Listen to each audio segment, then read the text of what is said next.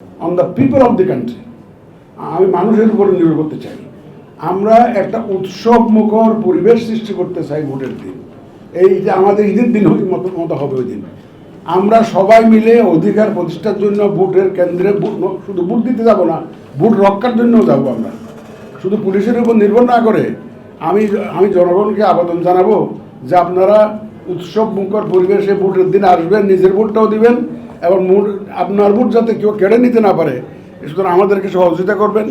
আইন শৃঙ্খলা বাহিনীর সাথে আপনার পাশাপাশি আপনারা প্রতিরোধ গড়ে তুলবেন যদি কেউ এই ধরনের কোনো অন্যায় আচরণ করে, কেউ যদি পক্ষপাতিত্ব করে, কেউ যদি কেন্দ্র দখল করতে আসে, কেউ যদি বিশৃঙ্খলা সৃষ্টি করতে আসে, আমরা সামাজিকভাবে এটা প্রতিহত করব।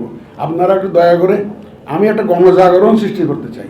আমি দেশের মানুষকে সাথে পেতে চাই। দেশের মানুষকে সাথে নিয়ে আমি এইটা ফ্রি ফেয়ার ইলেকশনের পরিবেশ সৃষ্টি করতে চাই। এখানে আমার সাংবাদিক ভাইদের কিন্তু বিশাল একটা ভূমিকা আছে। আপনারা এখানে আমার একটু সাহায্য করেন। আপনার সাহায্য লাগবে, সমাজের সকল স্তরের লোকজনের সাহায্য লাগবে এতে করে। আগে কিন্তু অতীতে এভাবে হয় নাই।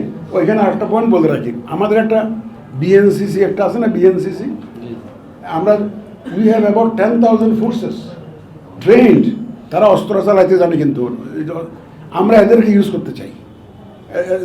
ল এনফোর্সমেন্ট যেটুকু ডেফিসিয়েন্সি আমাদের পুলিশের হবে, এইটা we want to cover it by যে adding this services of the BNCC. আমরা ল এনফোর্সমেন্ট এজেন্সির মধ্যে বিএনসিসিকেও আনতে চাই। ওরা ভোটের দিন যাতে আমাদেরকে সাহায্য করে to ensure law and order, এবং তাদেরকে আমরা ব্যবহার করতে চাই, বিএনসিসিকে ব্যবহার করতে চাই। এক নম্বর হচ্ছে যে আমরা ডিসেম্বরে ইলেকশন করতে চাই, এটা বলি নাই।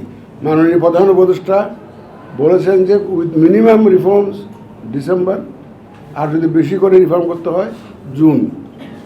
আমরা এই টাইম ফ্রেমটা নিয়ে কাজ করছি।